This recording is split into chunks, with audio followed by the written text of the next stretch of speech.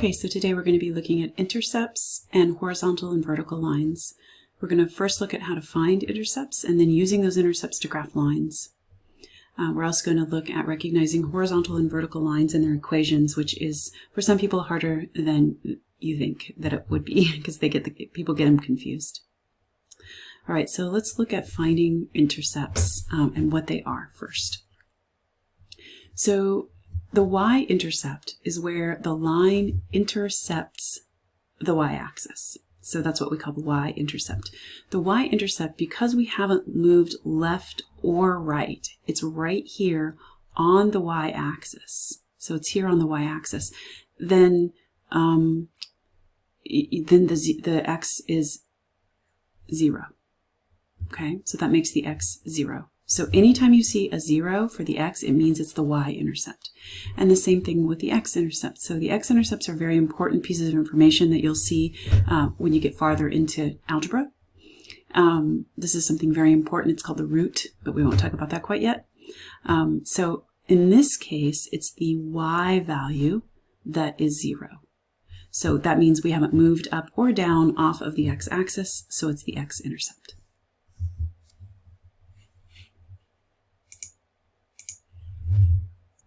Okay, so here is an example of using intercepts in a real-world situation. This example shows us the distance from home, and you could be, I think, driving probably, but so we've got distance in miles and time in hours. So what do the two intercepts tell us? Well, initially at 0, 200, miles is 200, time is 0.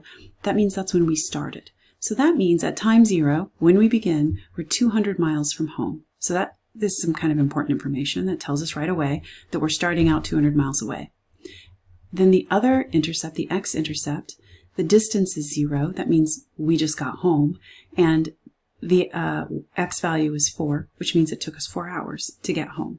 So just with these two pieces of information, we have found quite a bit about what's going on just from the two intercepts. So next we're going to look at finding x and y intercepts. So this is just a little bit of information, kind of a rule. A point where a graph intersects the x-axis is called the x-intercept, like I told you. To find the x-intercept, y is going to be 0, so you can make y equal to 0 in the equation and find what x is. In other words, solve for x. The same thing with the y-intercept. Let x equal 0 and solve for y. And then you've found both intercepts. All right, so we're going to use a table first to do this. So we're going to complete the table, and then we're going to determine the x-intercept and y-intercept, and then graph the equation. Okay, so we've got a few different things to do here. All right, so we've got x minus y equals -1. So x is -2, -1. So what I'm going to do is I'm going to solve for y. Y is negative right here, so I'm just going to add it to both sides so it becomes positive. That sometimes makes it a little simpler. And we get x equals y. So I've added y to both sides. And I didn't mean that. I put an equal sign there. Y minus 1. So now I'm going to add 1 to both sides. And I get x plus 1 equals y, or y equals x plus 1. Okay? So now we're going to come over here and I'm going to use that information. Y equals x plus 1, and I'm going to plug in all of these different x's. So I've got y equals -2 plus 1 equals -1 plus 1 equals 0 plus 1 equals 1 plus 1 and 2 plus 1. So those, I just plugged in all the x's and I'm going to find the answer. -2 plus 1 is -1. So I'm going to put it up there in the table. -1 plus 1 is 0. And then we get 1, 2, and 3. This is linear, so you should definitely see a pattern happening here. All right, so we've got -2 and -1. That is here. -1 and 0. 0, 1. 1, 2, and 2, 3. So those are our points on the graph, and they make a line. And so I put a line through them so that you can see they make a line. And now we're going to determine the x-intercept and the y-intercept. So we want to look for the x intercept is where y equals 0, and the y-intercept is where x equals 0. So what is the point where y equals 0? And that is going to be this one here. And the one where x equals 0 is going to be this one. Okay? So we want to look for those two places, and we are going to, I'm going to even make them a different color here on the graph. So we've got this intercept and this intercept. That's the x and the y-intercept. Okay, so now the x-intercept is the one where y equals 0, which is -1, 0. And the y-intercept is the one where x equals 0, which is 0, 1. So it's usually best to write it as a point, an x and a y coordinate, so that you're saying it's an actual point, because sometimes people write it and makes it look like it's a line, which we're going to get to next. Okay, so the next topic is actually using intercepts to graph lines. We're going to do that first before we get to the horizontal and vertical lines. So the first thing you need to do when you're using the intercepts to graph the line, remember you only need 2 points to graph a line. I always recommend finding 3, just in case you messed one of them up, but the intercepts are pretty straightforward. So we're going to put 0 in for y to find the x-intercept, and we find that x is 2 when y is 0. And then to find the y-intercept, you find that y equals 3 when x equals 0. So now you've got the 2 points. You're going to plot those, and the line passes through both of them. We just need 2 points, so we draw a straight line between them. That's pretty much it. Okay, so now we're going to use the x and y intercepts to graph this equation. We're not even going to rearrange it. We're just going to plug zeros in. So to find the x-intercept, we are going to make y equals 0, remember? And then to find the y-intercept, I'll go over here and do it on this side, we're going to make x equal to 0. All right, so we've got 2x minus 6y equals 12. We're going to make y equals 0, so we get 2x minus 6 times 0 equals 12. And as you get used to doing this, you'll see that just this whole thing is just going to go away because it becomes 0. We get 2x equals 12, divide both sides by 2, and you get x equals 6. Okay, so when x equals 6 and y equals 0, so that is 6, 0, then we have an intercept, so it's going to be over there. The y-intercept is going to be when x equals 0. So I'm going to say 2 times 0 minus 6y equals 12. So I get negative 6y equals 12. Divide both sides by negative 6. And we get y equals negative 2. So our point then is 0, negative 2. Okay, so 0, negative 2 is here. And then we're going to draw a line through those 2 points. Okay, so that's pretty close to what we should have. It looks like it goes through 3, negative 1, so you could check that and see if it makes it true. So that's a good way to kind of check your work. All right, so now it's time for you to give it a try. So why don't you try using intercepts to graph this equation? Pause the video and come back when you're ready. Okay, so you should have gotten negative 2, 0 and 0, 3, and this is what the line looks like. If you didn't get that, double check your work. See if you can find your mistakes. Okay, so this next problem is that a toy rocket is shot vertically into the air. Its velocity, v, in feet per second after t seconds. So make sure you understand that v is velocity and t is seconds. We're going to assume that t is always greater than 0 and less than 5. So this happens between 0 and 5 seconds. Graph the equation by finding its intercepts. So let t correspond to the horizontal axis. So I'm going to go down here and I'm going to put t. And then the x-axis that's t. And v correspond, so this is the velocity v. Okay. All right, so first we have to find the intercept. So v equals 160 minus 32t. So the easiest thing is to make t equal 0. So I'm going to say v equals 160 minus 32 times 0. In other words, v equals 160. So let's just say I'm going to make each of these 20, 20, 40, 60, 80, 100. So this is going to be 100 feet right there. 20, 40, 60 is going to be right here. So 160, so we're going to make this one, yeah, that one's going to be the y-intercept. That's where t equals 0. All right, then the other one is going to be where v equals 0. I'll come over here to do that. So I'm going to get 0 equals 160 minus 32t. So this one's just a little harder. We're going to add 32t to both sides so that we end up with everything being positive, which is easier to work with. 32t equals 160. We're going to divide both sides by 32, and we're going to get the answer of 5. And remember, this is 5 seconds. So this is in seconds, and this is in feet per second over here. So if we just make each one of these worth 1, we'd have 1, 2, 3, 4, 5, and then that is where, put a little 5 right there, that's where it's going to cross through. So then the equation would be modeled by a straight line going between those two. Okay, so the x-intercept is t equals 5, the y-intercept is v equals 160, and the next thing they want us to do is interpret each intercept. So we've got, for B, the first one I want to look at is the 160.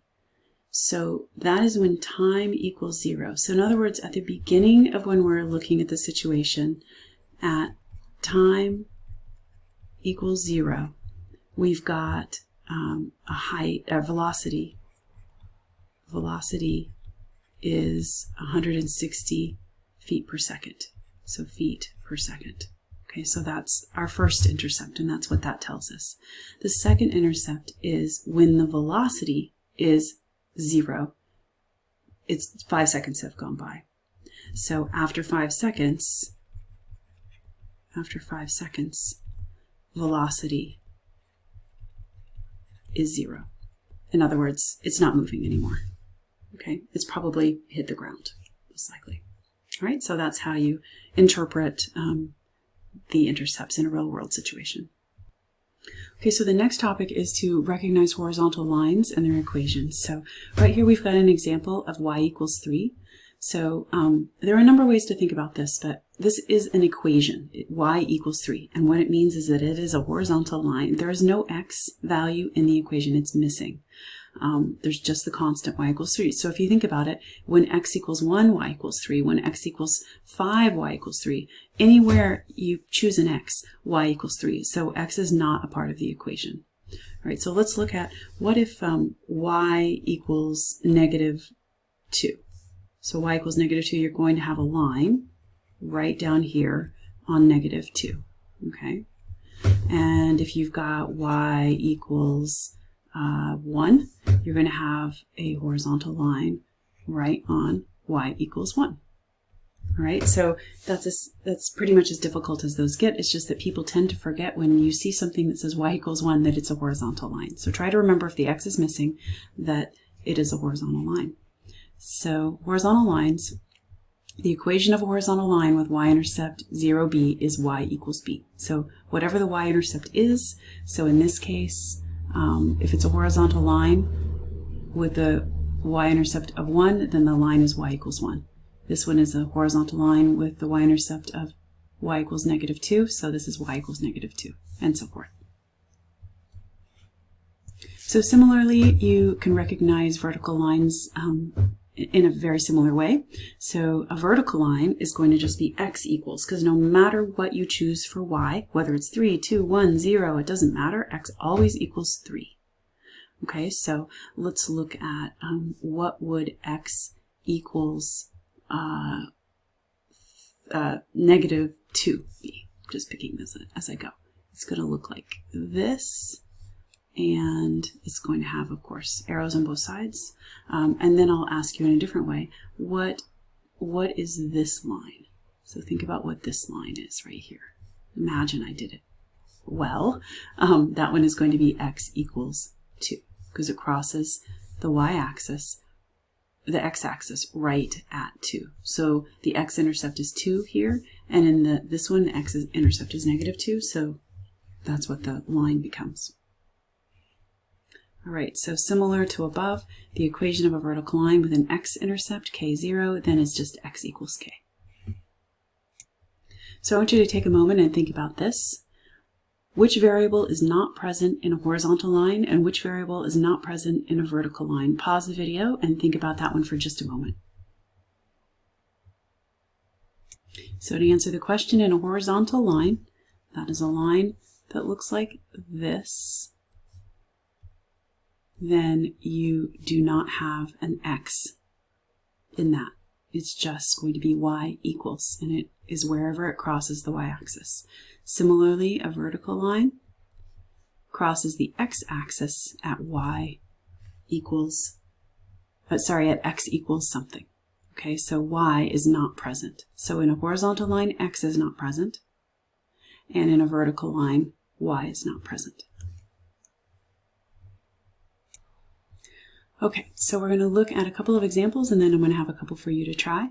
Graph the equation y equals -1 and identify its intercept. So y equals -1, what I always think about is, well, it's going to cross the y-axis, it's going to cross the y-axis at -1.